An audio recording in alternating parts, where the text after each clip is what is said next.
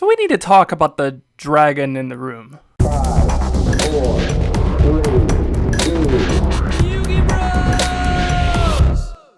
What's going on, guys? It's Yu-Gi Bros, and today I just want to talk about something in relation to the last YCS. Now, numbers were down. It was a NorthCal event, so I understand that travel accommodations are not always the best, and it's California, so unless you live somewhere in the area, it's going to be a lower number, but we all know that this format has kind of dragged on the entire year, and that is the Snake Eyes format of old, and we're going to get a ban list within this week, realistically. So I want to bring up a message that Konami posted during that event, because there's something missing from it that I feel is worth bringing up. So they say here 915 duelists have gathered at the Safe Credit Union Convention Center looking to kick off the 2025 season with a YCS victory. The next Forbidden and Limited list is slated for late August, making this the final event of the current format.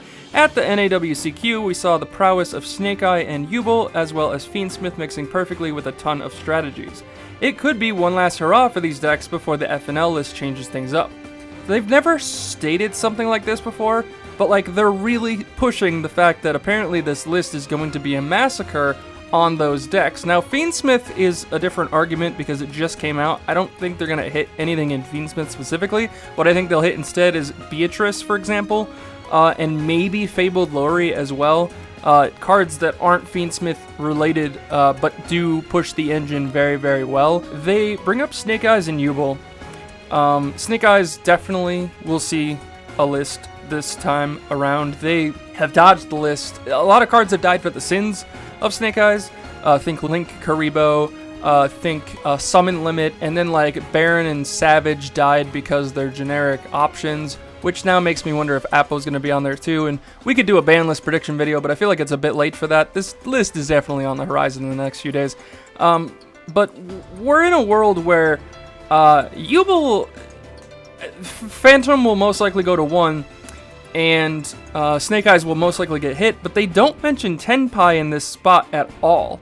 And I feel like that is kind of a reason that you should at least pick up a playset of every Tenpai card if you don't already have it. I mean, everything in the deck is dirt cheap, as we can see here. Hydra is the only quote-unquote expensive card in the archetype, and it's $11 to $12. You pick up 3 of these, you have the deck. Genroku's the other one, but it's only like a $4 to $5 card, so these are a lot easier to pick up. I just feel like, though, because this is an Ultra and Hydra is a Super, with no potential horizon of reprints because they're brand new still, these cards could spike in price due to the fact that Konami seems to have left them out of their will, so to speak, for the ban list. It's safe to say that these will probably pass it. Now, I understand this deck is like the current like Fluanderies type deck where it's like the most brain dead, quote unquote. I'd argue there's more skill here than with other brain dead decks in the past, but look at Flu, right? Flu's a perfect example. Flu never got hit, ever. The only things in Flu that ever got hit were the outside archetype cards like Barrier Statue. Aside from that, everything's been perfectly fine. If they're going to hit anything, they're going to hit the field spell, Sengen Summoning, but that's a common, so that doesn't break the bank for anyone. And if they hit it, it'll go to 2 or 1. I don't see them banning it. That would just kind of kill the entire deck. So with that logic, I mean, I feel like getting a playset of Genroku and a playset of Hydra, if you don't already have them, is just an absolute solid pickup regardless as to whether or not you play this deck or not, simply because I don't see how these can go much lower than they already are. Genroku as an Ultra, which is higher than the Super that Hydra is only $5. Hydra obviously is more inclusive in the deck. You play 3 of this, whereas Genroku's like a 2 of, but still, like, it's $12. Like, I would just grab a set of these before the list drops. And then, like, if you go off the QCs, Genroku's only $35 to $40, depending on who you talk to. That's pretty cheap for a QC, but again, if you want to be careful, I wouldn't touch the QC. I would just go Super and Ultra. I usually try to stick to the low rarity versions of things on this channel. And then finally, Sengen Pai Transcendent Dragon is, what, $1?